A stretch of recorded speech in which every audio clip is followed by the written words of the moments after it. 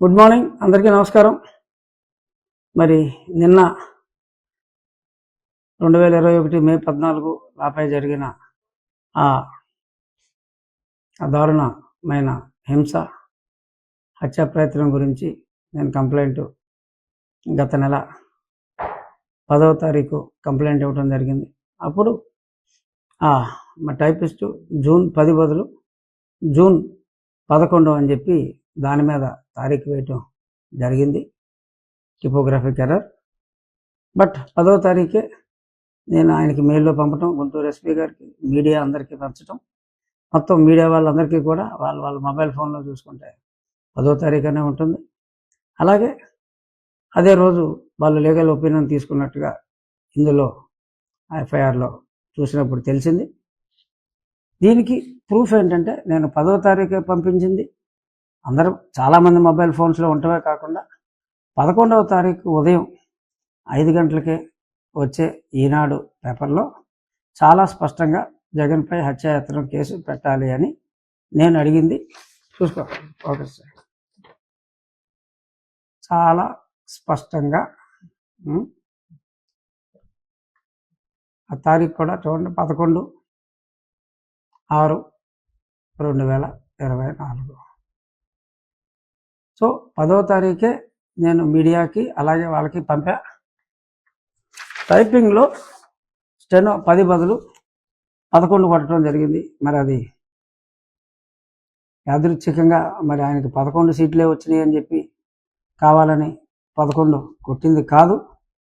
మరి ఏంటో type machine కూడా మరి ఎందుకని మరి ఆ టైప్ కొట్టినాడు బుర్ర 11 మీదకి ఎందుకు వెళ్ళిందో అది 10వ తారీఖు అందరికీ పంపించాం.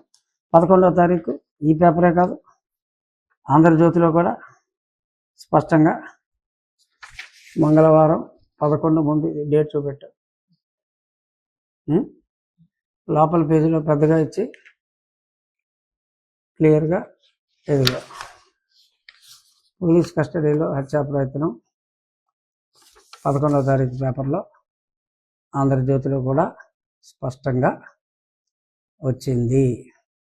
10వ తారీఖు లేట్ ఆఫ్టర్నూన్లో నేను అందరికీ, మీడియాకి, ఎస్పీ గారికి, కాపీ టు డీజీ గారికి అందరికీ కూడా పంపించడం జరిగింది. 11వ తారీఖు అన్ని ప్రముఖ దినపత్రికల్లో, ప్రాముఖ్యత లేని దినపత్రికల్లో ఏదన్నా వచ్చి ఉండకపోతే చెప్పలేం, కానీ అన్ని దినపత్రికలు చాలా స్పష్టంగా వచ్చింది. సో 11వ తారీఖు కేసు పెడితే 10వ తారీఖే లీగల్ ఒపీనియన్కి రాశారు అని సుధా పెద్ద స్టేట్మెంట్ ఇచ్చి అసలు దీని వెనక ఎంతో కుట్ర ఉందన్నట్టుగా పిచ్చగా మాట్లాడటం జరిగింది. సో ఇది నేనేంటంటే సాక్షి రాతలకే, సాక్షి చదివే వాళ్ళే తక్కువ, అయినా నా వంతు బాధ్యతగా నేను చెప్పాలి. ఎందుకంటే ఇవాళ సాక్షి హెడ్లైన్ ఆ కింద సుధాకర్ రెడ్డిది మటుకు కలర్ ఫోటో వేసి నా ఫోటో మటుకు బ్లాక్ అండ్ వైట్ వేశాడు, పెద్ద ఫోటో వేసిన ఎలా ఏడిపోయిళ్ళు, కలర్ వేయచ్చు కదరా. సుప్రీంకోర్టు వారించిన వినరా, కక్ష సాధింపుతో కోర్టు ధిక్కారానికి తెగించిన రాష్ట్ర ప్రభుత్వం, ఇది వీళ్ళు రాసింది. చూడు, ఫోకస్ చేయి. దీని మీద వివరణ ఇవ్వడానికే ఈ మీడియా ముఖంగా నేను ఇది అందరికీ తెలియజేయాలని. అసలు ఇందులో సుప్రీంకోర్టుకి ఈ మ్యాటర్కి సంబంధం లేదు. సుప్రీంకోర్టులో నన్ను కస్టడీలో హింసించిన తర్వాత మరి 14వ తారీఖు నన్ను మే 14 అర్ధరాత్రి వీళ్ళు నన్ను దారుణంగా హింసించి నా గుండెల మీద కూర్చొని ఛాతీ మీద సర్జరీ అయింది, నా మీద మరి ఫిజికల్గా ఘోరంగా అసాల్ట్ చేసి పోతాం అనుకున్నారు, పోలేదు. నా అదృష్టం వాళ్ళ దురదృష్టం. మరి 15వ తారీఖు నన్ను హాస్పిటల్కి తీసుకెళ్ళి హాస్పిటల్లో పరీక్షలు చేసిన తర్వాత 16 అంటే ఆదివారం నాడు సాయంత్రం నన్ను జైల్లోకి నెట్టబడ్డా. 16వ తారీఖు ఉదయం సుప్రీంకోర్టు అసెంబ్లీ అయ్యి హాలిడే రోజు వెకేషన్ బెంచ్ నన్ను వెంటనే మిలిటరీ హాస్పిటల్కి తరలించమని చెప్పడం జరిగింది. మిలిటరీ హాస్పిటల్కి తరలించేటప్పుడు అదే రోజు రాత్రి నాకు పరీక్షలు చేసి, సేమ్ డే నైట్ నాకు పరీక్షలు చేసి ఆ రిపోర్ట్ పంపాలి అని చెప్పి మళ్ళీ అదే ఒక 3 రోజుల తర్వాత, అంటే నేను 17వ తారీఖు నన్ను మిలిటరీ హాస్పిటల్కి తరలిస్తే ఆ రిపోర్ట్లు వాళ్ళకి 18 by evening, by afternoon or evening ఆ రిపోర్ట్స్ చేరిన తర్వాత 21, ఇఫ్ ఐఎమ్ నాట్ రాంగ్, 21వ తారీఖు సుప్రీంకోర్టు నాకు బెయిల్ శాంక్షన్ చేయడం జరిగింది. ఆ కేసు ఓన్లీ బెయిల్ వరకే. అప్పుడు నేను జైల్లో ఉన్నప్పుడు మా అబ్బాయి సిబిఐతో ఎంక్వైరీ చేయించమని చెప్పి అడగటం జరిగింది. ఆ కేసు అసలు లిస్టింగే కాల. 2 సంవత్సరాల తర్వాత ఆ మ్యాటర్ లిస్ట్ అయినప్పుడు హైకోర్టు ఏమంది అని అడిగితే హైకోర్టుకి వెళ్ళలేదు. అప్పుడు బెయిల్ ఇచ్చిన సందర్భంగానే సుప్రీంకోర్టుకి ఈ కస్టోడియల్ టార్చర్ గురించి కూడా అడగటం జరిగింది అని అంటే, మరి హైకోర్టుకి వెళ్ళి రావటం కరెక్ట్ కదా అని కోర్టు వ్యాఖ్యల్లో అన్నప్పుడు, we will go back to High Court. If you suggest that I should have gone to High Court, we don't have any problem to go to High Court. At that point in time, అప్పుడు సుప్రీంకోర్టులో bail ఉన్నప్పుడు దీన్ని కూడా file చేయడం జరిగింది. హైకోర్టుకే వెళ్తామని చెప్పి, with the permission to go to high court we wanted to withdraw అంటే, స్పష్టంగా as requested by the learned senior council, we are disposing of the case with the permission to approach High Court అని స్పష్టంగా రాయటం జరిగింది. So ఆ matter హైకోర్టులో పెండింగ్లో ఉంది. హైకోర్టులో హియరింగ్కి వచ్చినప్పుడు హైకోర్టు వారు ఈ మెడికల్ రిపోర్ట్స్ అన్నీ కూడా ఏదో కాల్చేయాలని చూస్తున్నారు అంటే, ఆ మెడికల్ రిపోర్ట్స్ జాగ్రత్త పెట్టమన్నారు. అలాగే ఆ పిదప ఈ cell phone details of all the CID officers and the staff who were there at that time, వీళ్ళందరికీ, అలాగే తాడేపల్లి దగ్గర కూడా కొందరు కాల్స్ అని నేను చెప్పడం జరిగింది.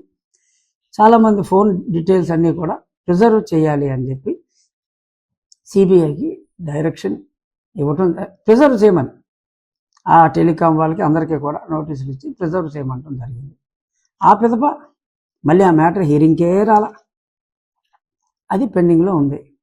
ఏంటి, రిజర్వ్ చేయమన్నారు కొంత డేటా, సిబిఐకి ఇవ్వాలా, ఎవరికి ఇవ్వాలి అనేది పెండింగ్లో ఉంది. ఈలోపు మరి ఇక్కడ దుష్ట ప్రభుత్వాన్ని ప్రజలు అంతమొందించిన తర్వాత వైనాట్ 175 అనే వాళ్ళని కేవలం 11కే పరిమితం చేసిన పిదప, రాష్ట్రంలో ప్రజాకంటకుల స్థానంలో ప్రజాపాలకులు వచ్చిన నేపథ్యంలో నాకు లోకల్గానే ఇప్పుడు పోలీసుల ప్రవర్తన మారే ఉంటుంది, అంతా చెప్పిన వెధవ పనులన్నీ చేసే పనికి మాల వాళ్ళు కాదు పోలీసులు అనే ఒక సద్భావనతో నేను ఇక్కడ గత మాసంలో ప్రభుత్వం మారిన తర్వాత నేను కంప్లైంట్ ఇవ్వడం జరిగింది 10వ తారీఖు. దాన్ని మొన్న మళ్ళీ అనుకోకుండా యాదృచ్ఛికంగా అది 11వ తారీఖు అయింది. ఆ 11వ తారీఖు నాడు ఎఫ్ఐఆర్ చేయటం, మరి నిన్న అది ప్రజాబాహుల్యంలోకి రావటం, ఇవన్నీ జరిగినాయి. ఇప్పుడు అక్కడ వాళ్ళు మాట్లాడే మాటలు ఏంటంటే, ఇవాళ సాక్షి పేపర్లో ఇప్పుడు 3 సంవత్సరాల క్రితం జరిగిన దానికి ఇప్పుడు కేసు ఎలా పెడతారు, అసలు ఇది చెల్లుతుందా, సుప్రీంకోర్టు తీర్పుకి అది కంటెంప్ట్ అవుతుంది, వేసుకోరా కంటెంప్ట్, చెప్పుచ్చు కొడతారు. కంటెంప్ట్ అని వేసుకుంటే మీకు కనీస అవగాహన కూడా లేని సుంఠాలు అని చెప్పి మా భాషలో చెప్పాలంటే జోడుచు కొట్టేస్తారు. అరే సరే, దానికి నేను సమాధానం చాలా స్పష్టంగా చెప్పా. ఇప్పుడు 3 సంవత్సరాలు అంటున్నారు, మరి ఎఫ్ఐఆర్లోనే చంద్రబాబు నాయుడు గారి పేరు లేవు. 35 మందో 36 మందో ఉంటాయి. కేవలం అప్పటికప్పుడు 37వ పేరుగా మరి మా పార్టీ అధ్యక్షులు చంద్రబాబు నాయుడు గారిని చేర్చి, మరి ఆయన్ని 5.5 సంవత్సరాల తర్వాత అప్పటికప్పుడు రఘురామరెడ్డి నంద్యాల వెళ్ళి మరి లేపుకొచ్చారు. మరి అప్పుడు ఎలా చేశారు? 5.5 సంవత్సరాల తర్వాత ఎలా చేయగలిగారు? మరి ఇందులో ఉన్న 3 సంవత్సరాలకే ఎలా చేస్తారో అని మీరు ప్రశ్నిస్తున్నారు కదా. మరి 5.5 సంవత్సరాల తర్వాత మీరు ఎలా చేశారు? ఆలోచించుకోండి. అంటే మీరు ఏదైనా చేయొచ్చు, కానీ అదే మీకు తగిలితే మీకు ఇటువంటి రూల్స్ అనేవి గుర్తొస్తాయా? ఏ రూలు లేదు. వేసుకోవచ్చు, ఒక క్రైమ్కి ఎవిడెన్స్ దొరికినప్పుడు వేసుకోవచ్చు. ఇంకొకటి, అప్పుడు గుర్తు తెలియని వ్యక్తులు కొట్టారు అని చెప్పి స్టేట్మెంట్ ఇచ్చారు, ఇప్పుడు వీళ్ళ పేర్లు పెట్టారు అని మాట్లాడారు. నేను చెప్పింది కొట్టిన వాళ్ళ గురించి కాదరా డుమ్రి, నేను చెప్పింది కొట్టిన వాళ్ళు గుర్తు తెలియని వ్యక్తులని నేను చెప్పిన దాంట్లో తప్పేమీ లేదు. నేను జగన్మోహన్ రెడ్డి వచ్చి కొట్టాడు, రామాంజనేయులు వచ్చి కొట్టాడు అని కాదు నేను చెప్పింది. కొట్టిన వాళ్ళు గుర్తు తెలియదు. ఎస్, కొట్టిన వాళ్ళు గుర్తు తెలియదు. నేను మాట్లాడింది కుట్ర చేసిన వాళ్ళని. కొట్టిన వాళ్ళు వచ్చేస్తారు. కొట్టిన వాళ్ళు ఏముంది, కానిస్టేబుల్ వాళ్ళు కొట్టారు, కొట్టమంటే కొడతారు, వాళ్ళ పై వాళ్ళు కొట్టమంటే కొడతారు. అది కాదు కదా. అసలు కుట్ర చేసింది ఎవరు? కుట్ర చేసింది సునీల్ కుమార్, సీతారామాంజనేయులు, జగన్మోహన్ రెడ్డి, విజయ్ పాల్ అండ్ ప్రభావతి. హాస్పిటల్ రికార్డులు తారుమారు చేసింది ప్రభావతి. ఇంకోటి, మరి అందులో నేను చెప్పిన దాంట్లో తప్పే ఉంది. మరి ఎందుకు అంటే, సరే సాక్షి చదివే వాళ్ళు ఎవరో లేరు ఇప్పుడు పెద్దగా, అయినప్పటికీ కూడా పట్టించుకోని అవసరం లేకపోయినా కూడా క్లారిఫికేషన్ ఇద్దాం. ఒకవేళ ఈ సొంఠలు తెలుసన్నారో తెలియకన్నారో, ఇంకొద్ది మంది సాక్షి ప్రేక్షకులైన కొద్దిమంది దురభిమానులు ఎవరైనా మరి ఆ సొంట చెప్పింది నిజం అనుకుంటే, మరి సరి చేయవలసిన బాధ్యత కూడా మరి నా మీద ఉంది. కాబట్టి చెప్తున్నా, 1 by 1 సుప్రీంకోర్టు ఈ కేసు కొట్టేయలేదు. సుప్రీంకోర్టు అసలు medical reports correct, Guntur road ఇచ్చిన రిపోర్ట్ కరెక్ట్ అని ఎవడో అనలా. మిలిటరీ హాస్పిటల్ రిపోర్ట్లో చాలా స్పష్టంగా due to physical abuse ecchymosis is observed on both feet అని చెప్పి చాలా స్పష్టంగా ఉంది. దెబ్బలు తగిలినందువల్ల ఒక వేలు ఎరిగిపోయింది అని చెప్పి స్పష్టంగా ఉంది. రక్తస్రావం జరిగింది కాళ్ళలో అనేది స్పష్టంగా ఉంది. దాని మీద సుప్రీంకోర్టు అబ్జర్వేషన్ కూడా, it is obvious there has been abuse అని చాలా స్పష్టంగా చెప్తూ, ఆ కారణం చేత బెయిల్ ఇవ్వాల్సిన అవసరం ఉంది. లేదా అసలు బెయిల్ ఎందుకు ఇచ్చారా? ఆలోచించండి సొంటలారా, బెయిల్ ఎందుకు ఇచ్చారు? మీరు దుర్మార్గులు, మీరు చంపుతారనే కదా. 124A మీరు పెట్టింది దొంగ కేసు, అది వేరే విషయం. అది విచారణ చేసుకోండి అన్నారు, జరుగుతుంది ఆ విచారణ. మీరు పెట్టిన దొంగ కేసా కాదా అన్నది అది వేరే విషయం. కానీ గుంటూరు హాస్పిటల్ రిపోర్ట్ ఫేక్ అని చెప్పినట్టే లెక్క. ఎందుకంటే మిలిటరీ హాస్పిటల్ రిపోర్ట్లో అంత స్పష్టంగా ఇచ్చిన తర్వాత మీ గుంటూరు రోడ్ది ఫేకు అని అర్థమైపోయింది. మధ్యలో ఎప్పుడైతే ఇది వస్తుందని తెలుసో, మరి సునీల్ కుమార్ మరి చాలా అతి తెలివితో ఇక్కడి నుంచి తీసుకెళ్ళేటప్పుడు మరి ఏం జరిగిందో, ఆ కారులో ఏం జరిగిందో అన్నట్టుగా కూడా వాగటం జరిగింది. ఎందుకంటే ఇవన్నీ భయంతో ముందే కొంతమందిని ప్రిపేర్ చేయడానికి పిచ్చివాగుడు వాగటం జరిగింది. మ్యాజిస్ట్రేట్ నన్ను అక్కడికి తీసుకెళ్ళినప్పుడు స్పష్టంగా చూశారు. మ్యాజిస్ట్రేట్ రిపోర్ట్లో కూడా నా కాళ్ళు సొంట సుధాకర్ రెడ్డి చెప్పినట్టు చాలా బాగుంటే ఆ మేజిస్ట్రేట్ గారు ఏమన్నా గుంటూరు హాస్పిటల్కి అలాగే ప్రైవేట్ హాస్పిటల్కి తీసుకెళ్ళమని ఎందుకు చెప్తారు? ఆలోచించు, మనకి అది లేనట్టుంది, లోపించినట్టుంది. ఆలోచించు.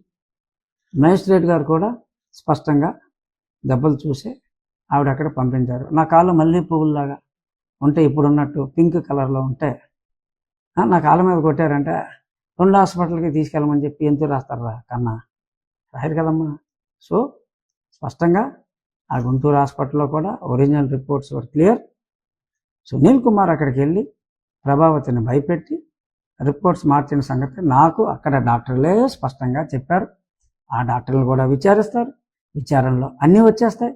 ఈలోపే గుంటూరు హాస్పిటల్లో చెప్పింది ఒప్పుకున్నారు, హైకోర్టు ఒప్పుకుంది, సుప్రీంకోర్టు ఒప్పుకుంది అని చెప్పి యథవేషాలు. హైకోర్టులో ఇంకా మ్యాటర్ పెండింగే ఉంది, అసలు డిస్కషన్కే రాలా. ఆ రిపోర్ట్లు బయటకు వస్తాయి. ముందే ఏ డాక్టర్కి హైకోర్టు రిఫర్ చేసింది, దాన్ని ఎలాగ మార్చాలని చెప్పి చూశారు. వాళ్ళ రిపోర్టులు పక్కన పెట్టి కొత్త వాళ్ళ రిపోర్టులు తీసుకుని శ్రీమతి ప్రభావతి గారు ఎలాగా ఇచ్చారు, ఇవన్నీ వచ్చేస్తాయమ్మా.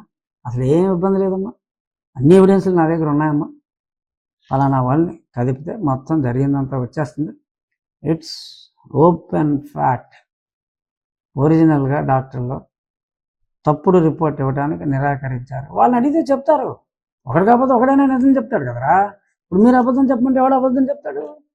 అందులో డాక్టర్లు, సిన్సియర్ డాక్టర్లు అబద్ధం చెప్తారా? అందరూ ప్రభావితులాగా ఉండరు కదా, అందరూ సుధాకర్ రెడ్డి లాగా సొంటలు కాదు కదా ఏది పడితే అది మాట్లాడేయటానికి. సో చాలా స్పష్టంగా అక్కడ డాక్టర్లతో కూడా నేను మాట్లాడాను. ఒక కార్డియాలజిస్ట్ నన్ను వచ్చి నా కాళ్ళ మీద దెబ్బలు చూసి, రాజుగారు మీరు బ్లడ్ థిన్నర్ వాడాలి అని చెప్పాడు. అతను అడిగితే నిజం చెప్పలే. ఆ కార్డియాలజిస్ట్ పేరు నాకు తెలియదా? అబద్ధం చెప్తాడా? సో ఇప్పుడు ఈ సాక్షులకి ఎవరైతే సాక్షులు ఉన్నారో, సాక్షులుగా రాబోతారో వాళ్ళందరికీ కూడా రిస్క్ ఉంది. కాబట్టి ఈ ఎవరైతే మరి A1, A2, A3లుగా ఉన్నారో మరి డెఫినెట్గా వాళ్ళని అరెస్ట్ చేయాలి. అరెస్ట్ చేసి మరి విచారించాలి. ఇనిషియల్ ఇన్వెస్టిగేషన్ కంప్లీట్ అయ్యేదాకా వాళ్ళని ఓపెన్గా తిరగనివ్వకూడదు. ఇది ఒక చాలా దారుణమైన దుర్ఘటన. ఒక మెంబర్ ఆఫ్ పార్లమెంట్ని తీసుకెళ్ళి ఆ విధంగా చంపే ప్రయత్నం చేయటం అనేది చాలా దారుణమైన సంఘటన. మళ్ళీ ఎవరో ఇటువంటి తప్పు చెయ్యాలి అన్న ఆలోచన కూడా రాకుండా మరి గట్టిగా దీని మీద ఇన్వెస్టిగేషన్ జరిపించాలి అని చెప్పి నేను డీజీపీ గారిని కోరుకుంటున్నాను. అలాగే హోంమంత్రి గారిని కూడా కోరుకుంటున్నాను. టేక్ టఫ్ యాక్షన్, ఎవరినే వదలొద్దు. 307 కేసు ఇది, కస్టడీలోకి తీసుకోండి, విచారించండి, సాక్షులందరినీ ప్రొటెక్షన్ ఇవ్వండి. ఎందుకంటే సాక్షులకి రిస్క్ ఉంటుంది. వీళ్ళు ఏదేదో మేనేజ్ చేస్తారు, ఏదో ట్వీట్లు వేయాలని ఏమేయాలని చూసుకున్నా దానికి శాంక్టిటీ లేదు. అది నేను క్లారిఫై చేసా ఎవరన్నా అనుమానం ఉంటే. సో ఎవరైతే డాక్టర్స్ ఉన్నారో ఆ డాక్టర్ల మీద ప్రెషర్ పెట్టకుండా you keep a watch. I urge Guntur police, you keep a watch on the doctors. Head of the 21లో హెడ్ ఆఫ్ ద డిపార్ట్మెంట్లో ఎవరున్నారో వాళ్ళ మీద ఎవరో ఎటువంటి ప్రెషర్ పెట్టకుండా చూసుకోవాల్సిన బాధ్యత కూడా పోలీస్ మీద ఉంది. వాళ్ళకి ఈ ఐడియా ఆల్రెడీ ఉండొచ్చు కూడా. సో ఆ సాక్షుల్ని ప్రొటెక్ట్ చేస్తే మిలిటరీ హాస్పిటల్ రిపోర్ట్లు క్లియర్గా ఉన్నాయి. అది ఒక హైకోర్టు జడ్జి గారి సమక్షం, ఇప్పుడు హైకోర్టు జడ్జి గారు ఆయన సమక్షంలోనే జరిగినాయి. మేజిస్ట్రేట్ గారు చూశారు. ప్రభావతి, సునీల్ కుమార్ ఏమీ లేదని అన్నంత మాత్రాన అన్ని రికార్డులో క్లియర్గా ఉంది. జడ్జి గారి అబ్జర్వేషన్ కూడా క్లియర్గా ఉంది. అవసరమైతే ఆ మేజిస్ట్రేట్ని కూడా సాక్షిగా పిలుస్తాం. ఆవిడేం అబ్జర్వ్ చేశారో కూడా తెలుసుకుంటాం. అన్నీ తెలుసుకుంటాం. అమ్మ సుధా, సునీల్ అతిగా ఆవేశపడి మరీ అడ్డగోలుగా దొరికేయకండి. దొరికేసారు ఎలాగో, బట్ మీ అతివాగుడు వలన ఇంకొన్ని ప్రమాదాలు ఇంకొంచెం తొందరగా ముంచుకొస్తాయి. సరే, మీరు ఎంత అతిగా మాట్లాడితే మాకు అంత మంచిది. అంత తొందరగా ఈ కేసు కూడా క్లోజ్ అయ్యే అవకాశం ఉంది. కేవలం సాక్షి చెడ్డ రాతల గురించి క్లారిఫికేషన్ ఇవ్వడం కోసం నేను ఈ ప్రెస్ మీట్ పెట్టడం జరిగింది. తప్పకుండా ఈ కేసు త్వరితగతిన విచారణ జరగాలని, మళ్ళీ రాష్ట్రంలో ఇటువంటి అన్యాయాలు ఎవరికి జరగకుండా చూసుకుంటారని, మరి దీన్ని ఒక కులాల సమస్యగా మార్చే ప్రయత్నం కూడా మరి senior IPS officer Sunil Kumar గారు ప్రయత్నాలు చేస్తున్నట్టుగా నిన్న కొన్ని ట్వీట్ల ద్వారా అర్థమైంది. ఎక్కడ దళితులకు అన్యాయం జరిగినా ఆయన అక్కడ ఉంటాడంట. మరి ఇక్కడ ఈ ట్వీట్ ఎవరికి జరిగిందమ్మా? బహుశా మీకు అన్యాయం జరిగిందని మీరు భావిస్తున్నారా? మీకోసం మీరు అక్కడ ఉంటారా? సరే, ఉండండి, మీకోసం మీరే ఉండండి. ఇప్పుడు 124A ఇప్పుడు లేదు, కానీ మరి అలాగా మీ మీద కేసు పెడితే మీరు ఒక వర్గాన్ని రెచ్చగొట్టే తుంటరి ప్రయత్నం చేస్తున్నందుకు డెఫినెట్గా మీరు ఏ వర్గాన్ని అడ్డంగా పెట్టుకోవాలనుకుంటున్నారో వాళ్ళే రియలైజ్ అవుతారు మీరెంత కుసంస్కారం. సుధాకర్ గారిని మరి దారుణంగా నిర్బంధించి రోడ్ల మీద చేతులు కట్టి కొట్టినప్పుడు ఏమైపోయాడు ఈ సునీల్ కుమార్? ఎవరి నోట్లోనో మూత్రం పోశారు అక్కడ, ఒక దళితుడి నోట్లో. అప్పుడు ఏమైపోయాడు ఈ సునీల్ కుమార్? హెల్మెట్ లేదని కొట్టి చంపేశారు ఒక దళితుడిని. ఏమైపోయాడు ఈ సునీల్ కుమార్? అప్పుడు ఏమైపోయాడు ఈ సునీల్ కుమార్ అని సోషల్ మీడియా ఘోషిస్తోంది. ఇవాళ టీవీ5 ఉదయం మూర్తి గారి డిబేట్లో కూడా ఆ విషయాన్నే మూర్తి గారు కూడా ప్రస్తావించడం జరిగింది. So people are watching, my dear Sunil Kumar, people are watching. I think your game has come to an end. So let us see. తప్పకుండా నిందితుల్ని అరెస్ట్ చేయాలి, కస్టడీలో విచారించి తెలుసుకోవాలి. నేను కూడా నా దగ్గర ఉన్న ఇన్ఫర్మేషన్ అంతా త్వరలో ఐఓ గారిని